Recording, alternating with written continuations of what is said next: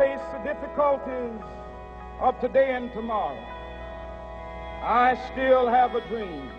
It is a dream deeply rooted in the American dream. This nation will rise up and live out the true meaning of its creed. We hold these truths to be self-evident. Hello and welcome to Episode 6 of the Policy Dialogue Series with alumni, staff, faculty, and students from the University of Maryland School of Public Policy. The views expressed do not represent official positions of the school or alumni network. Our goal is to discuss specific policy solutions that can address and solve the current local, national, and international challenges we face. We are recording this on October 27, 2020. My name is Evan Papp, and I graduated with the class of 2011 to focus on international security and economic policy, and I'm the executive producer of Empathy Media Lab, which distributes content on labor, political economy, arts, and culture. I'm very excited to speak with Eric Luedtke, and we will be discussing policy leadership in state government. Eric is an associate clinical professor at the School of Public Policy at the University of Maryland College Park and serves as director of the school's state and local governance initiative. He has served as an elected member of the Maryland House of Delegates since 2011. He currently serves as House Majority Leader and has served in a variety of legislative leadership roles in the past, including as chair of the Education Subcommittee and of the House Democratic Caucus. Eric, thank you for joining us on the Policy Dialogue Series. Thanks for having me, Evan. I appreciate the invitation. Can you talk a little bit about your background and how you first got interested in policy and why others should care about public policy? Sure. I mean, I'm a local. I grew up in Maryland. I went to the University of Maryland for undergrad and finished my BA in 2002 in government and politics because there was no undergraduate major in public policy at the time. And then came back to the university for a teaching degree. I got my master's in education in 2004, and I taught middle school social studies for 11 years. And as I was teaching, I became really involved in advocacy. I'd actually my mom had been involved in the women's movement back in the 60s and 70s. So she kind of raised me to pay attention to policy and politics. And then in high school, I got involved in environmental advocacy with a student environmental organization called the Sierra Student Coalition and was trained as an organizer through them.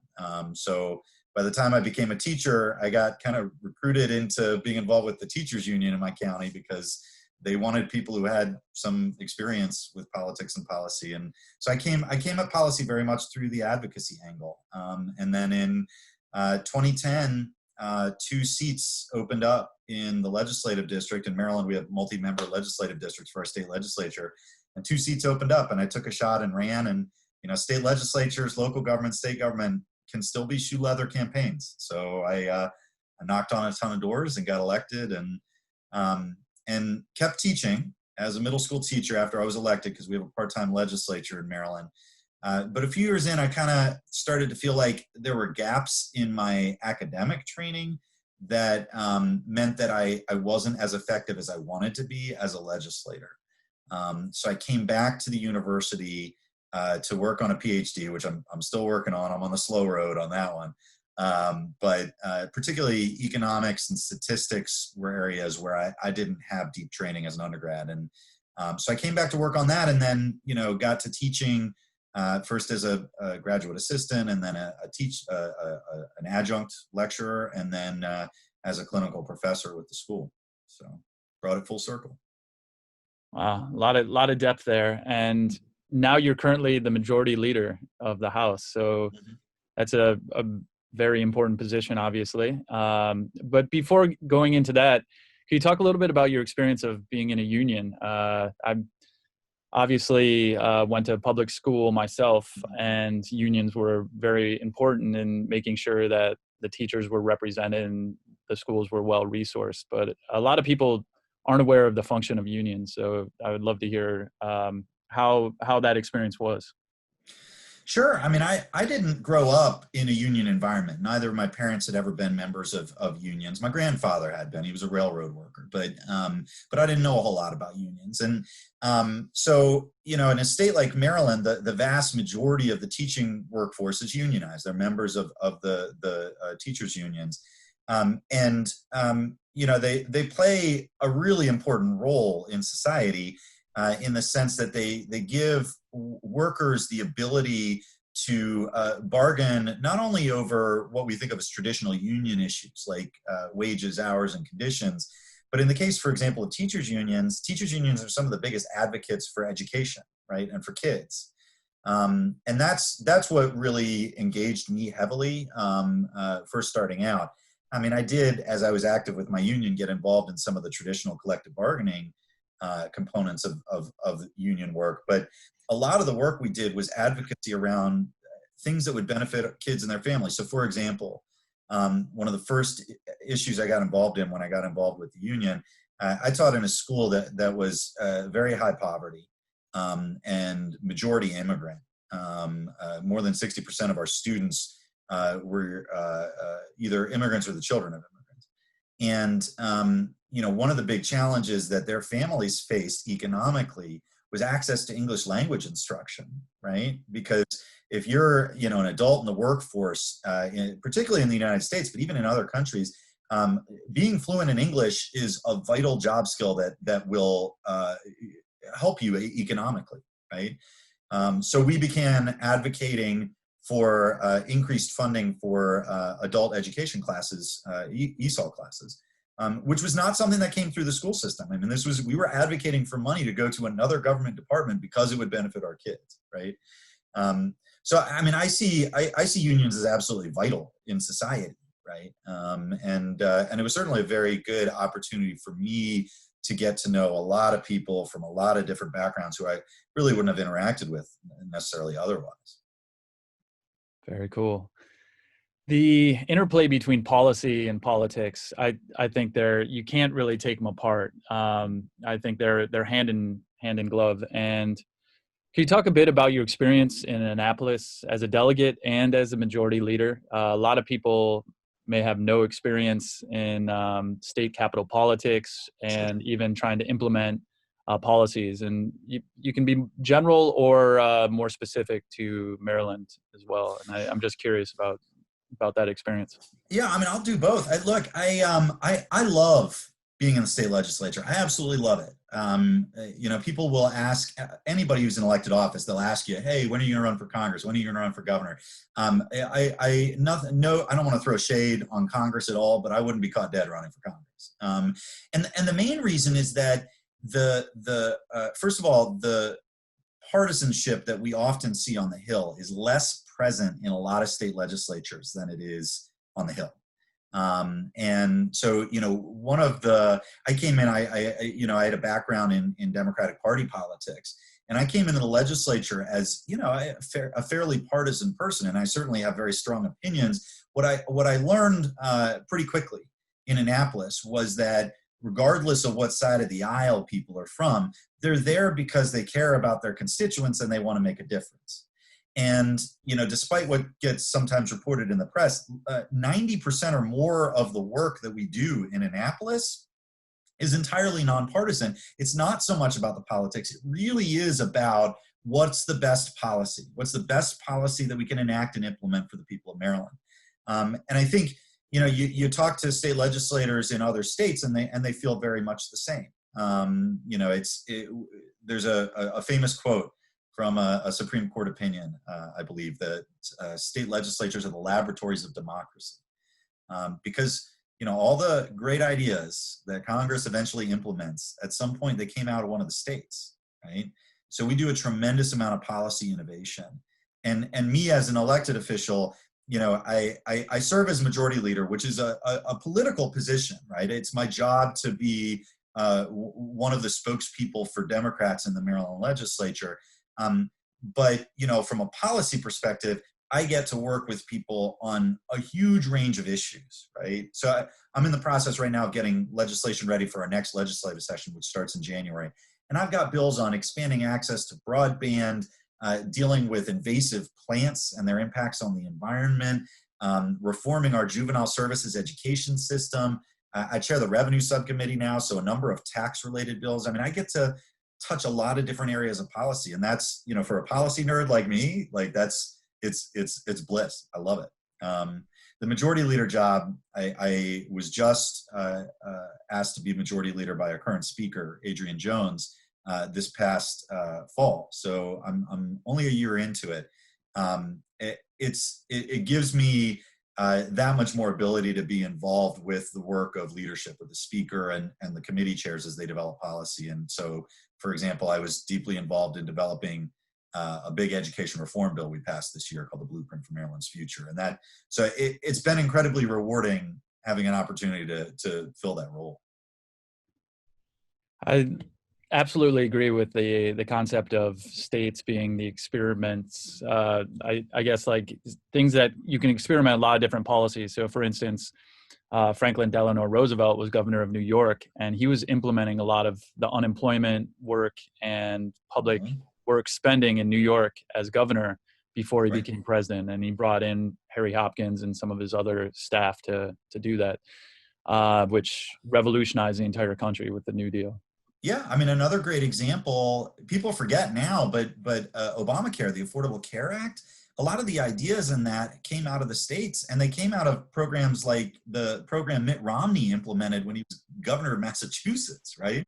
So it really does have a way of trickling up, and the states kind of play off each other, right? A state will come up with an idea and another state will riff off that policy idea, and it'll kind of bounce around the country and eventually end up, as national policy.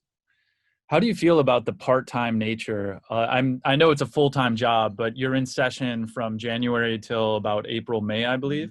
Yeah, mid-April.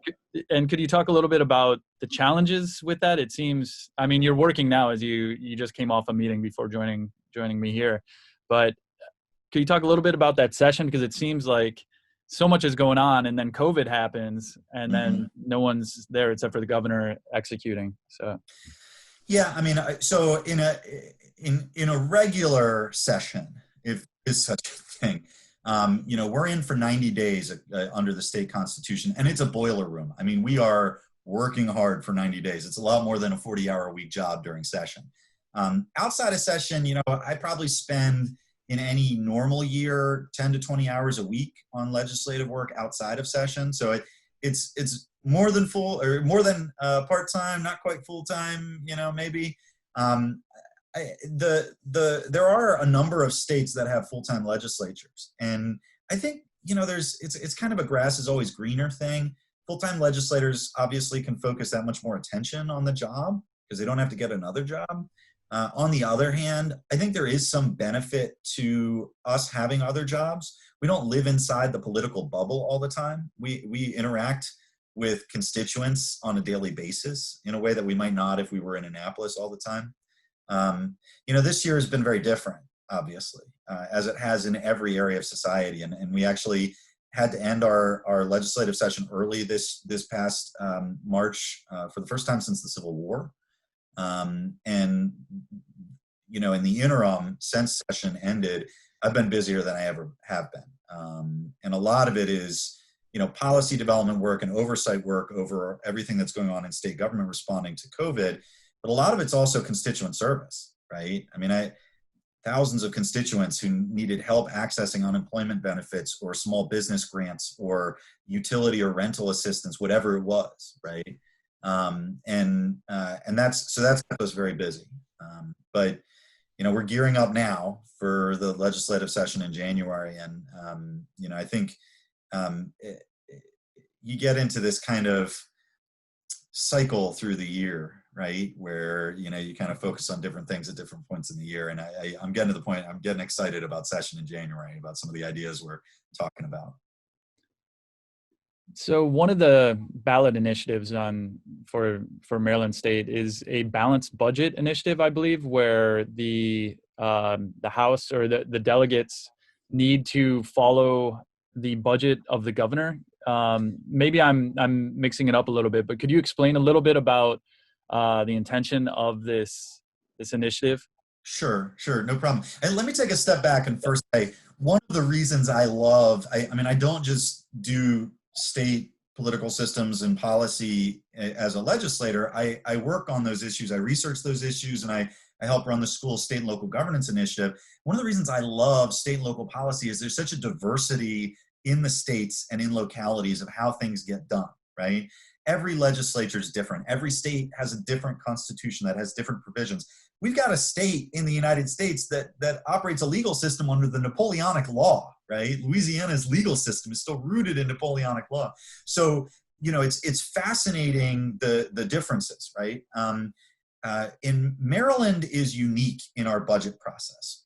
Way back in the early 1900s, our state legislature at the time would just pass funding bills for different programs, but didn't have like a single budget where they looked at everything together and made sure that the budget was balanced, right? So they just kind of passed a bunch of bills. And they started to get to the point where they were passing more funding than the state could actually provide. And so the Constitution was altered. And we still operate under that provision from 100 years ago, which says when the governor proposes a budget, the legislature, not only can we not increase spending over what the governor has proposed, but we can't move money around within departments. So we can't say, for example, during COVID, hey, this program over here, we can take some money from that and spend it on healthcare, right? Because we're not allowed to do that under the state constitution. So what ballot question 1 does is it tries to change that a little bit. It still maintains the requirement that we cannot increase the budget over the governor's allocation, but we would be allowed to move money around between departments and programs. It also grants the governor a line item veto, which he doesn't have right now. Now, it's controversial, right? I'm a Democrat. I voted for it. Members of my party voted for it. The governor, who's a Republican, opposes it, as do the Republican leadership in both houses of the legislature. Why is that? If he can veto, it would seem to give the governor more power, unless there's a plan that the governor is going to be switched from Republican to Democrat. Yeah, I mean, I think the argument that he's making and that members of the minority party in the legislature have been making is that Maryland actually does a really good job in terms of fiscal policy. I mean, we've had a AAA bond rating for decades, right? And their argument is, why mess with success, basically? Things have been going well from a fiscal policy perspective, so why change it? I personally disagree with that, but it's one of those policy arguments where, from an academic perspective, from a policy perspective, there are two sides, right? And that's one of the things that, it's interesting being majority leader and a spokesman for the Democratic Party, but also an academic, because I'm trained as an academic to be more neutral. And the reality is, on most issues, there are two sides to the argument, right? That's recognizing that and respecting the other side of the argument, I think, is something that we've lost a little bit in our national politics to our detriment as a society. Yeah. To talk a little bit about the budget of Maryland, and I guess state budgets in general, unlike the federal government that has the ability to create credit through the Federal Reserve System, and we can run massive deficits through floating bonds and things like that, state governments are they can be targeted much easier by these credit rating agencies if they do go above their budget and go into the red. And I guess if Maryland was to spend in a deficit, they would have to then sell bonds at that time, or how would that even work exactly? We couldn't do it. Actually, no state in America can, because every state in America has constitutional or legal provisions that require a balanced budget. So, we can't deficit spend like the feds can. And that puts us in a real bind when it comes to a situation like we have now with COVID, right? At the same time that individual families have been suffering as a result of the economic impacts of COVID, and businesses have been suffering, state governments and local governments have too, because revenues have declined, and at the same time, we're spending more, right? So all the money we're putting into testing and PPE and all of these safety programs has to come from somewhere. So we're finding places in the budget we can pull money from. Most states have what's called a rainy day fund that they can rely on in emergency situations.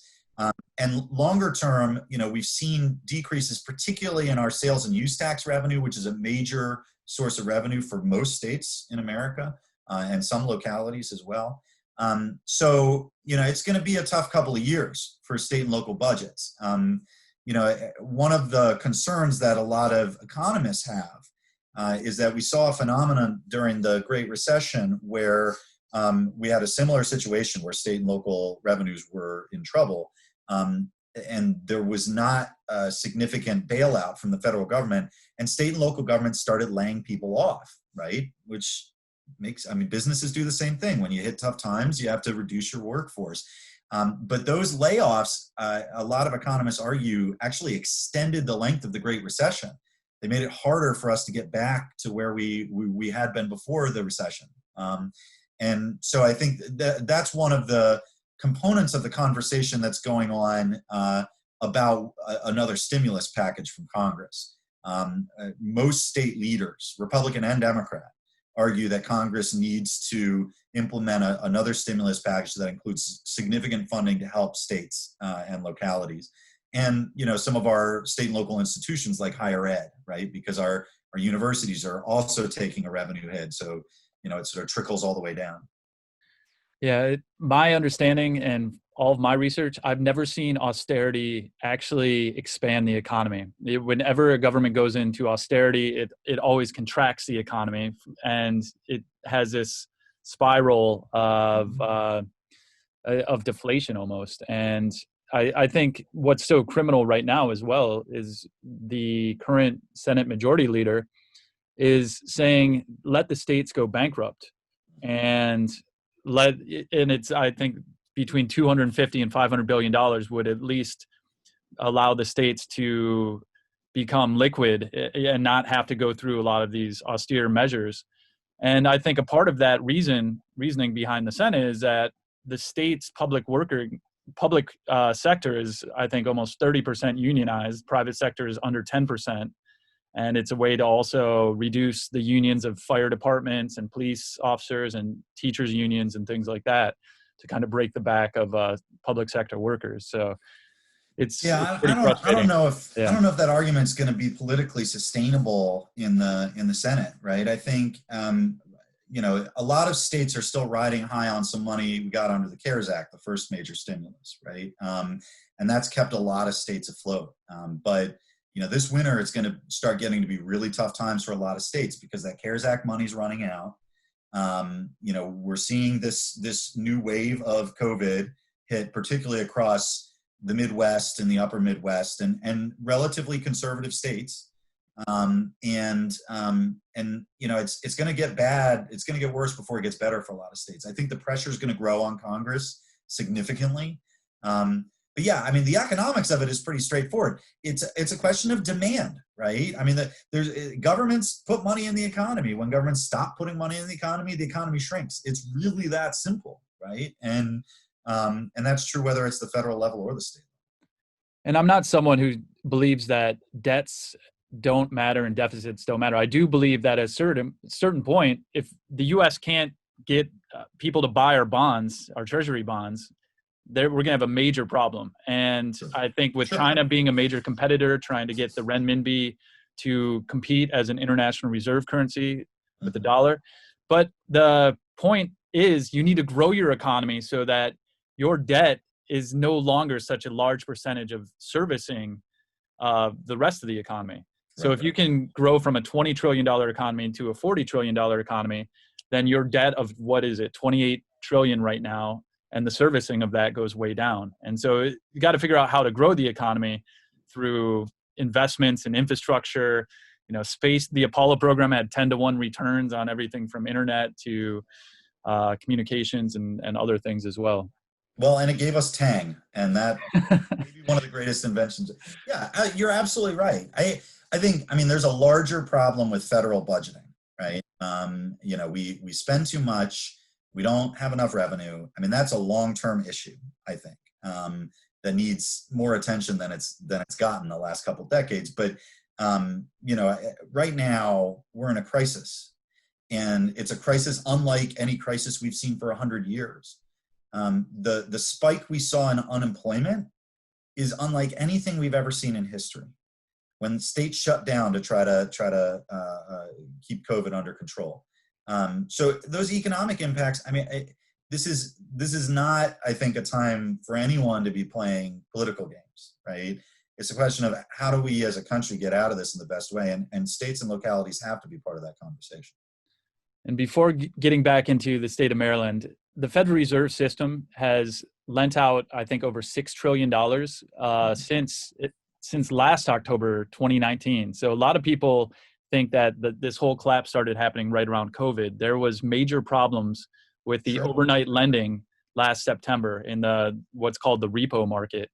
And suddenly the Fed started injecting $200 billion a day in overnight loans. And it's been, like most of the Federal Reserve operations, not very transparent. But the point is, if you can just issue credit to $6 trillion in the Federal Reserve, and you can capitalize and buy corporate bonds and all these other things, and you can't buy state bonds, it's crazy. And I think going into this, hopefully, from my political perspective, a new administration, we're going to have a New Deal investment that the Federal Reserve issues 100-year bonds at near 0% to rebuild our entire infrastructure, to make sure that all our municipal drinking water systems are no longer allowing lead and arsenic and these other type of things that are starting to come through, making sure schools are rebuilt and hospitals, and something like a works progress administration that we saw in the 1930s last time we came to such a economic crisis as we have today.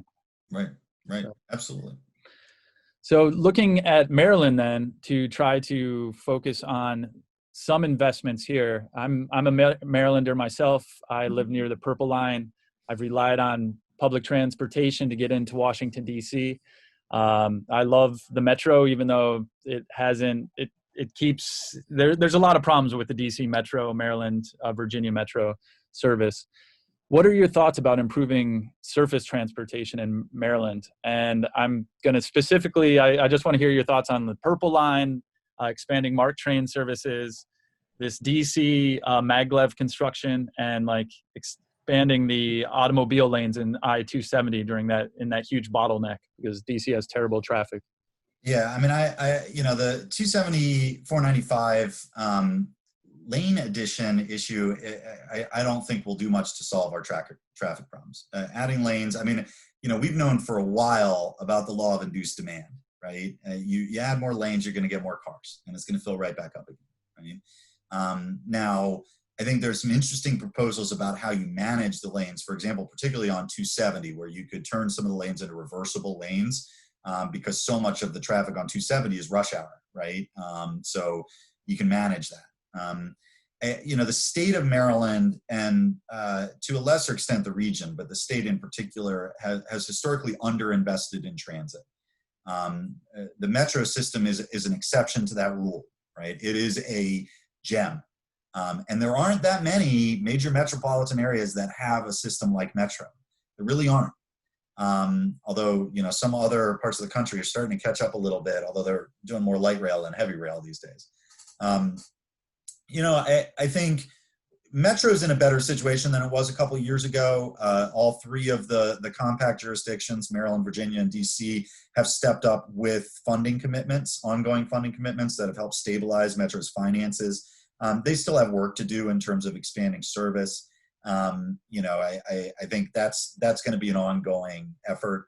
The Purple Line, which for those who aren't familiar is a new transit line that's being built, a light rail line to connect Bethesda in Montgomery County, which is the largest jurisdiction by population in Maryland, with New Carrollton in Prince George's County, which is the second largest. Sort of a connecting suburb to suburb, because the metro system is very much focused on the old style commuting into the city concept. And the Purple Line was built under, or is being built under, a public-private partnership, and that public-private partnership has collapsed with the private company that was in charge of building it pulling out of the deal. Right now, the state and the companies, the Purple Line partners, the company involved, are still engaged in negotiations. Hopefully they come up with a settlement that allows construction to continue. In the meantime, the state of Maryland has taken over overseeing some of the subcontracts, but it's going to delay construction of the Purple Line, which, we've been fighting to get that thing built for 30 years, and it's long overdue. There was a And there's like stranded assets and infrastructure all over where I'm at Kenilworth and, going towards the University of Maryland as well. Sure. And and that's important too, right? There are supposed to be 3 stops or 4 stops in the University of Maryland. Right around there. Yeah, absolutely. There was a quote in the paper. So there's a big Ethiopian immigrant population in the DC area. And there was a quote in the paper from an Ethiopian, a business owner of Ethiopian descent. And he said, look, this is the kind of thing I would expect in Ethiopia, but not here, right? Because these businesses that are right along the right of way are being affected. So, it's frustrating. And I got to say, I'm usually very critical of public-private partnerships, but I'm sympathetic with the cost overruns because they were generated from a judge's injunction from an environmental group that I would say pseudo-environmental group because I think public transit gets cars off the road and they used environmental argument to say, we don't want this in our backyard. And I thought it was much more of a NIMBY argument than a environmental argument. And they found a libertarian type judge who said, well, let's stop it. And I get a year and a half, delays and things like that. Was one. Yeah, I think that's fair. I don't think we should be building public infrastructure with public-private partnerships anyway. I think there's a lot of risk there that people don't appreciate. But that is what it is, right? I think a lot of states are experimenting with different public-private partnerships, but I think the challenges that the Purple Line public-private partnership is facing have made it much harder for the Hogan administration to do the public-private partnership they want to on 270 and 495. But look, the other aspect of this is this conversation so far is entirely about the DC metro area. And the other major metro area in Maryland, the Baltimore metro area, has even bigger transit challenges than we do in the DC area, right? When the Baltimore metro system was originally conceived, it was supposed to have, I think, 6 lines. One of them got built, only one. And there was another line that was going to be built, the red line, that was canceled by the Hogan administration when it came in. I think one of the most important things we can do for Baltimore City to help it, because it's a city that's struggled, is to build out a transit system. And that's not happening right now. So, at this point, a lot of us are kind of hoping for Deus Ex Machina. We're kind of hoping that the feds come in with big infrastructure spending to address the recession, and that we can use some of that to build some of these projects. And those would be jobs, and it would be construction jobs, and they would be right here in Maryland. And that canceling of the red line, I know some people who were working on doing all of the assessments for years, and it was right at the point of starting, and Hogan somehow was able to pull the plug, which is, I think, tragic, but there's still hope in the future. And the fact that we're a major capital in the world, and we don't even have a ring transit with our metro. I spent a little time in Japan. I've spent some time in Europe. Every city is just incredible transit. And America, come on, we have no high-speed rail. They're trying to build it in California. China just built, I think, 15,000 or 20,000 kilometers in the last 10 years of high-speed rail. So if we want to compete, we got to start thinking about these type of things. So. Yeah, we're just not making the type of transportation investments we need to as a country. And not just transportation, it's infrastructure generally. We're behind the curve on broadband access. We're behind the curve on Wi-Fi access and the rollout of 5G technology. It's a real problem for us economically. We just won't be able to compete if we don't make those kinds of investments. And it runs the gamut. It's from the federal government, the states, localities, everyone's underfunding. Absolutely.